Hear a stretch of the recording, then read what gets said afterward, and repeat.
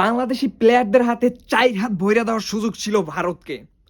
কিন্তু তোমরা এটলিস্ট ২ হাত ভইরা দিতা। ২ হাত না পারছো ১ হাত ভইরা দিতা। ৩টা পয়েন্ট নিয়ে তাও ঘরের ছেলে ঘরের আবার ফিরে আসতা। একটা হাইপারসনিক মিসাইল বাংলাদেশ টিমে খেলছে হামজা দেওয়ান চৌধুরী।